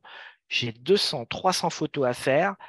Et ben, XNView va nous permettre de faire du traitement par lot en 2 clics. Vos 300, 200, 200, 300 photos, allez, en 2-3 clics. Ça vous prend 30 secondes. Vous avez recadré, vous avez changé la couleur automatiquement. Donc, XNView est super. Il change la taille en lot aussi? On peut changer la taille, on peut lui faire plein de choses. Et tout à l'heure, tu m'avais parlé du format web. Je vais venir Oui, juste après. Toutes mes photos sont en JPEG, mais Mélodie m'a dit sur ton site internet, il faut que tes photos soient au format web. ouais, Ça veut dire qu'il faut que je reprenne mes 200, 300 photos. Mais ouais. Mélodie, qu'est-ce que tu me demandes? Là, eh ben, Un XNView, week-end de travail. eh ben non. Eh ben non, en week-end, je serai en vacances parce que XNView va me permettre de le faire. Je vais transformer mes photos du format JPEG au format web en quelques clics. Ça va me prendre quelques secondes. Si Parfait. ça vous intéresse, on a un petit tuto, on pourra vous le faire passer. Des applications en ligne, il y a des logiciels, mais il y a aussi des applications en ligne. Et alors, il y a une application en ligne, ça veut dire qu'il nécessite un Qui accès ne Internet, un nécessite navigateur web. et qui ne nécessite pas un téléchargement d'un logiciel sur l'ordi, quoi. Tout à fait. Je me connecte sur Internet. Il faut que j'ai Internet. Je me connecte sur Internet. Et un logiciel, j'allais dire logiciel, lapsus, une application, Photo PEA. C'est en fait l'équivalent de Photoshop en ligne, gratuit, et il reconnaît le format PSD, pour ceux qui connaissent les gestions de calque avec Photoshop, même le format Adobe Illustrator, le format SVG. Il nous permet de transformer aussi nos photos du format JPEG au format web pour les sites internet. Donc, je dirais, c'est l'équivalent, c'est le Photoshop gratuit, légal, il n'y a pas d'anguille sous roche. Et pour ceux qui voudraient faire du montage de photos, des mises en situation, eh bien, on a une application en ligne qui est gratuite, qui a des fonctionnalités aussi un petit peu qui peuvent être payantes, mais on peut faire énormément de choses. C'est avec Canva ou Canva, qui a déjà fait l'objet d'un D'un webinaire webinaire. par l'équipe. Mais pour ceux qui veulent faire des présentations ou des mises en page, mises en forme très rapides, très simples. Et le gros avantage, c'est qu'il nous donne déjà le format tout prêt. Je pense à du Facebook, je pense de l'Instagram. euh, et on peut même faire son logo. Et on peut importer ses propres photos et faire des mises en page, des mises en forme très sympas. J'ai fait mes photos. Tout à l'heure, je vous ai dit, Ce serait bien, lorsqu'on est sur un site de vente, que votre photo, on voie que le produit, qu'on ne soit pas pollué par l'environnement. Est-ce que je mets un fond uni ou un fond transparent sur ma photo? Alors pourquoi on va le faire? Eh ben, on va mettre un fond transparent ou un fond uni pour mettre en valeur le produit, parce que je vais le mettre dans ma boutique. Exemple, c'est un siège. J'ai repris l'exemple d'un artisan avec qui je travaille. Un siège, eh ben, on avait la photo avec dans son environnement, mais si je veux le vendre, pourquoi pas le mettre avec uniquement ce fond blanc ou ce fond transparent. Et ça peut être fait automatiquement avec certaines applications qui sont bluffantes. Et là, cette modification, je l'ai faite en 2 clics, hein. C'est pas, j'ai pas passé 1 heure à détourer la photo. On a des outils en ligne qui sont très puissants et qui peuvent nous permettre de détourer des photos. Et les formats d'images, eh bien, le format PNG va gérer la transparence, c'est-à-dire que le fond blanc que j'ai ici, bah, si j'ai un fond coloré sur mon site internet, eh ben, ce meuble va venir se fondre dans mon site internet, ou si simplement cette photo, je veux l'intégrer sur un fond de couleur parce que je suis en train de faire ma mise en forme, ma présentation avec Canva ou un autre outil de conception. Le format web, c'est un format dédié pour le web. C'est un nouveau format qui arrive, quoi. Nouveau, ça fait un petit moment qu'il est là, mais il est en train d'être pris en compte par de nombreux outils de conception site internet. Et ben, ça va être le format PNG qui va gérer la transparence, mais en plus, il est beaucoup moins gros en termes de poids. Et du coup, nos photos vont s'afficher encore plus rapidement et du coup, faciliter aussi le référencement de nos sites internet par les moteurs de recherche, notamment par Google. Et attention, le format JPEG, JPG ou JPEG ne gère pas la transparence. Alors, ne pas gérer la transparence, ça se traduit comment? Et ben là, par exemple, j'ai mis mon photo de cette icône Chrome. Et ben, le blanc n'est pas transparent. Et si on est sur un fond qui n'est pas blanc, ça peut faire quelque chose qui n'est pas très joli, pas sympathique. L'autre solution, c'est de détourer la photo, de supprimer le blanc et de le rendre transparent parce qu'une photo, c'est toujours un rectangle, c'est jamais un cercle. Et hop, détourer, ça va me donner ça. Et on a le logo qui va s'intégrer dans l'image, ce qui peut faire des effets plus sympas. Donc, comment créer un fond uni? Alors, pardon, j'ai une dernière petite animation qui s'est affiché. Quand dans votre logiciel, vous avez un fond avec un damier gris et blanc, et bien ça, c'est pour vous indiquer en fait que ça, c'est transparent. Parce que si c'est blanc, ben, on ne peut pas savoir si c'est blanc ou transparent. Donc, quand vous avez un damier sur votre site internet, ça vous indique en fait que c'est un fond transparent et que si vous la posez sur un autre visuel qui n'est pas blanc, ça va se fondre dans l'image, ce qui peut avoir des effets très sympas. Créer un fond uni. Donc, lorsque vous faites une photo, toujours pensez à l'arrière-plan lors de la prise de vue. Ça peut prendre du temps de supprimer quelque chose. La retouche d'image, ça peut prendre énormément de temps. Donc, l'idéal, c'est d'avoir un contraste, une couleur différente entre l'objet à détourer et l'arrière-plan. Ça va faciliter. On peut aussi utiliser des mini-boîtes à studio pour des petits produits à proposer, hein. On va refaire un studio photo, mais chez soi. Donc là, j'ai récupéré une photo sur le web où eh ben, c'est des boîtes. On va même pouvoir gérer l'éclairage parce qu'en haut, on a un petit système de lumière. Et puis, on peut même insérer des fonds de couleurs, donc orange, rouge, vert, bleu, noir ou autre. Et on va pouvoir avoir un fond qui est arrondi. Comme ça, on ne voit pas la rupture entre les 2 faces. Et puis là, on va prendre la photo. Alors là, la personne, elle a la main levée. J'aurais préféré avoir une photo avec un trépied. Je trouverais ça plus sympa. Mais voilà, typiquement, ces petites boîtes à lumière qui coûtent pas très cher, c'est des boîtiers de photos studio. Ça peut être très intéressant pour faire des photos et qui ait une continuité et de supprimer le fond de décor. Bien sûr, ça va dépendre des produits, de la taille des produits qu'on souhaite. Après, j'ai pu voir aussi des artisans qui avaient créé leur propre studio photo lorsqu'ils avaient du matériel à prendre en photo en vue de le mettre sur leur site internet pour le vendre ou le proposer pour le décrire. Et on a des personnes justement qui nous avaient dit dans les questions-réponses qu'ils utilisaient déjà ça. Donc vous pouvez potentiellement en trouver d'occasion. Certaines personnes ont l'air d'en vendre. Voilà. Donc Mais quand vous utilisez ces petits boîtiers, moi je vous invite à utiliser, à mettre un pied sur votre appareil photo ou sur votre téléphone. Et pour faire les réglages, c'est plus facile à voir. Hop, on peut bouger, mettre en scène le produit, le décaler. Et puis éventuellement, si vous êtes toujours en train de faire les mêmes produits, éventuellement de mettre un petit point sur le fond de décor, une petite croix, et vous savez exactement où il faut poser les produits pour gagner du temps aussi, d'optimiser le temps et la prise de vue. Et si toutes ces photos sont faites de la même manière, après on peut automatiser le traitement, le développement, le recadrage des photos ou la taille de la photo avec exemple XNView.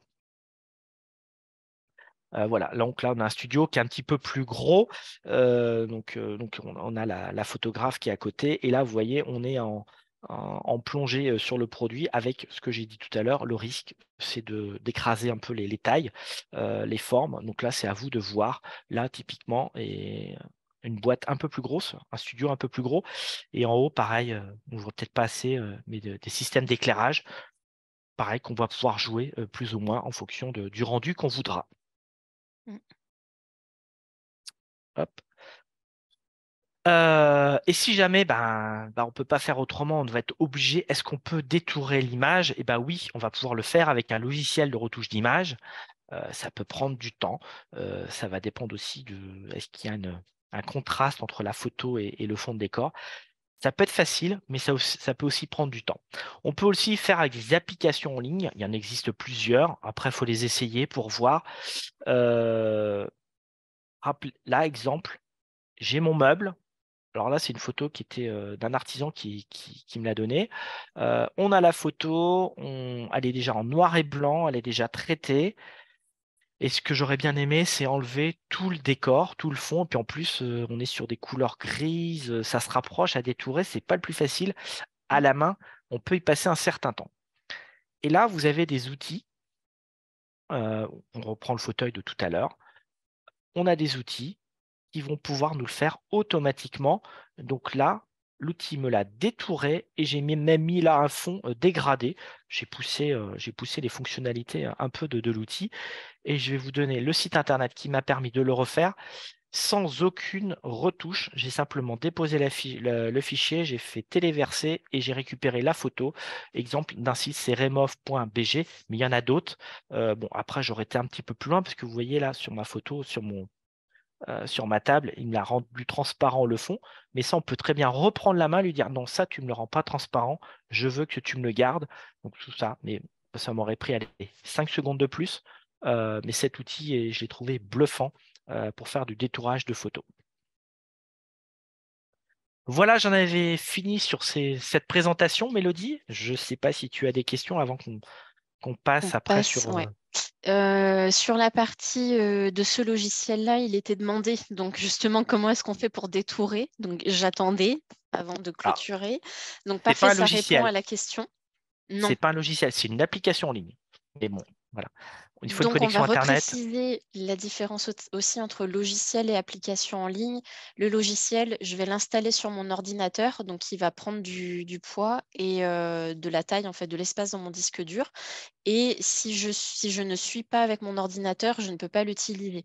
Une application en ligne, j'ai juste besoin d'une connexion Internet, en fait, pour me connecter et y accéder, donc un peu plus mobile, entre guillemets.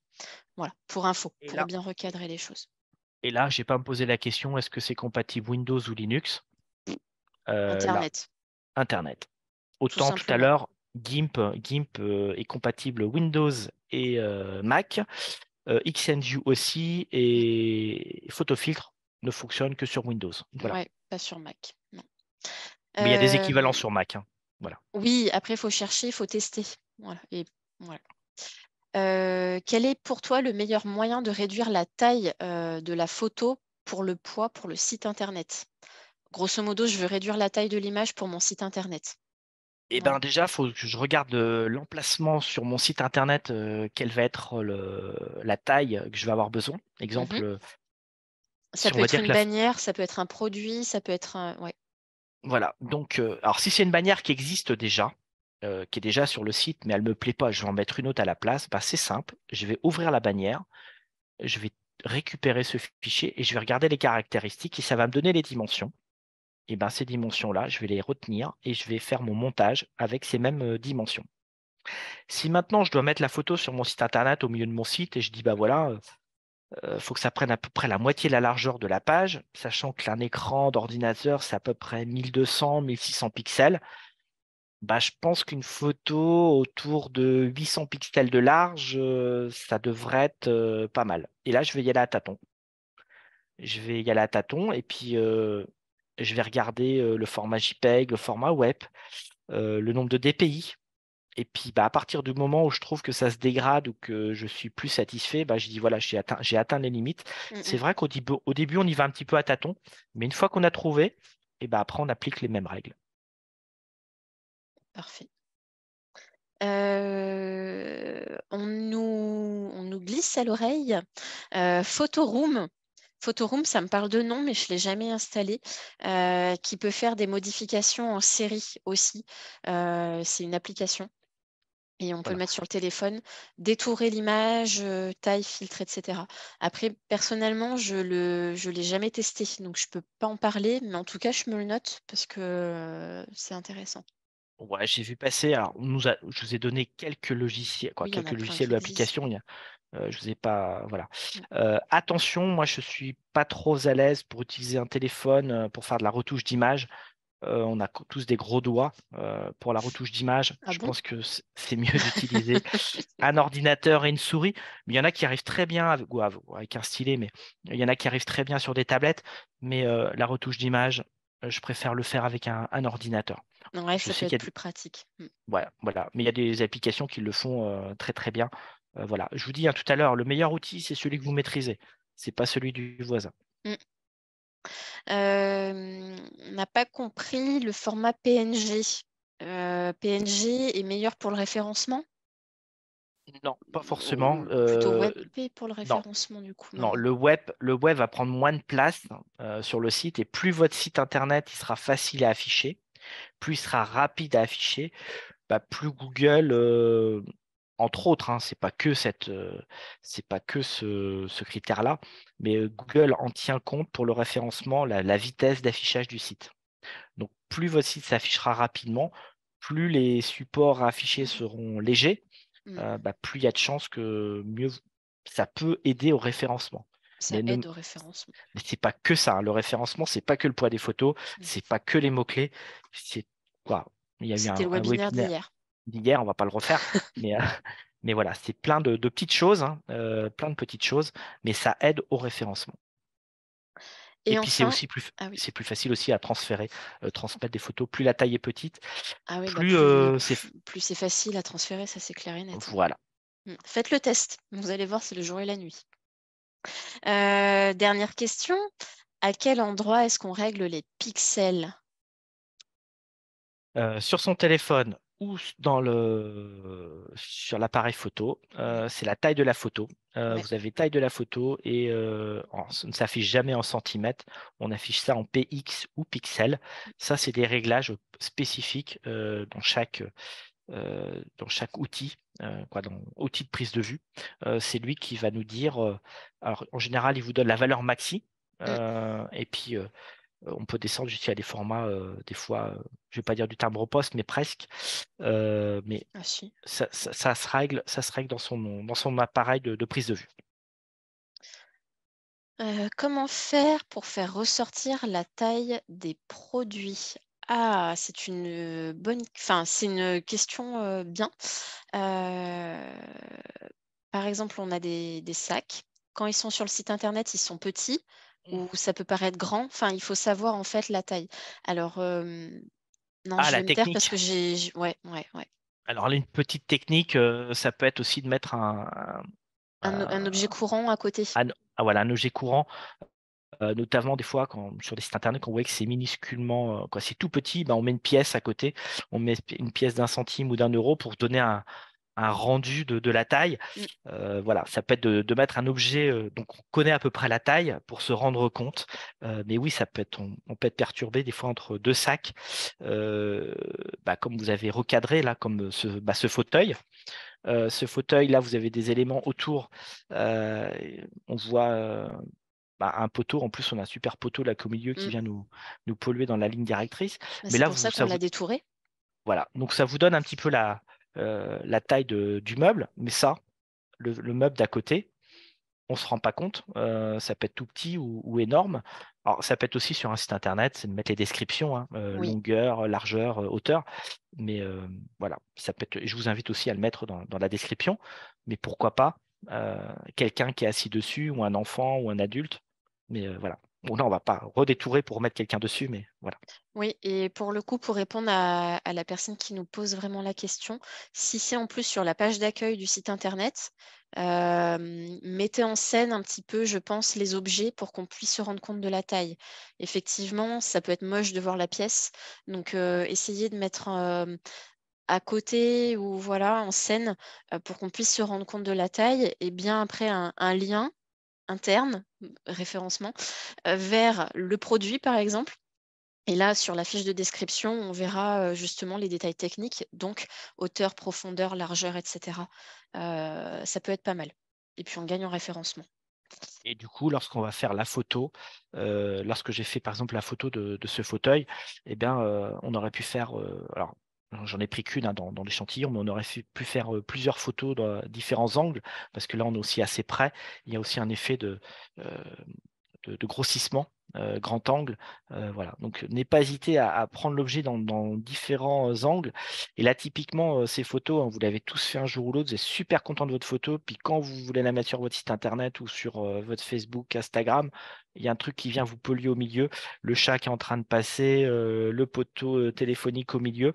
Attention quand Mmh. vous faites aussi des photos de véhicules, et là, il nous faudra un logiciel de retouche d'image, c'est de masquer les numéros d'immatriculation des véhicules. Ah ça, Faites c'est super important, oui. attention, attention, faites très attention.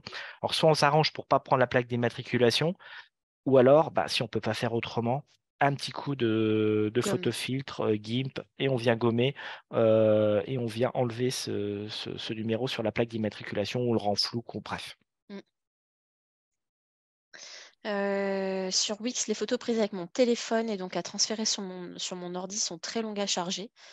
Oui, bah, du coup, Bah, c'est faut retravailler, ouais, le poids des C'est normal. images. Ouais, un Donc la taille. logiciel, quoi, un logiciel ou un outil de conception de site internet, ce n'est pas un logiciel de retouche d'image. Moi, je considère qu'il faut avoir bien retravaillé ses photos avant de les insérer dans son site internet. Mmh, Chaque outil a une fonction particulière. complètement. Nous n'avons plus de questions directement. Les questions sur le replay, du référencement d'hier après-midi qu'on a animé avec Muriel, mais écoutez, vous aurez, de toute façon le lien vers le replay, le moment venu, le temps qu'on puisse faire le montage et cetera et cetera. Et donc quoi qu'il en soit, voilà, vous recevrez un mail avec les liens et à terme, ils seront sur, normalement notre page YouTube. Voilà, donc n'hésitez pas et si vous avez, voilà, d'autres besoins, n'hésitez pas. Nous, on est, donc comme on l'a dit en début de présentation, on est disponible donc et présent sur chaque département de Bourgogne-Franche-Comté, de Nevers à Belfort. Et donc au niveau du numérique, on s'adapte à vos demandes. Voilà. Référencement, comme on en a parlé, lien entre les photos, le site internet ou autre, voilà. Pas de souci, nous on vient, on vous aide, on vous accompagne. Sur la partie un petit peu plus pénible aussi, hein, tout ce qui est plus légal, je pense au RGPD, logiciel de gestion, etc. C'est moins fun, mais c'est hyper important. Donc là-dessus, on est dispo aussi pour vous aider, vous aiguiller, vous accompagner, vous conseiller. Donc n'hésitez pas. Et puis, on est à votre disposition donc, dans chaque département. Et on a la chance qu'il n'y ait pas de reste à charge pour vous, c'est gratuit car financé par la région. Voilà. Donc profitez-en parce que peut-être que ça ne durera pas dans le temps. Et donc, voici toutes nos coordonnées. Voilà, donc sur tous nos territoires. Les liens des fiches pratiques qu'on avait mises en ligne, etc. Tout se retrouve sur artisanat-BFC. Et donc pour notre semaine du numérique, on était forcément voilà, sur une page dédiée. Quoi qu'il en soit, les replays seront certainement disponibles sur cette même page, sans trop m'avancer. Mais normalement, ça devrait être le cas. Donc artisanat-bfc.fr/numérique avec un C. Et donc vous recevrez, plus tard, on vous renverra un lien avec, les replays, qui seront proposés ou des documents en téléchargement. Je me permets simplement de vous lancer un dernier petit questionnaire. Vous le connaissez pour ceux qui nous suivent, mais Mmh. si vous souhaitez être accompagné, n'hésitez pas, à nous le faire savoir. Vous nous dites: «Voilà, je veux être accompagné sur le numérique, sur cette thématique ou sur une autre».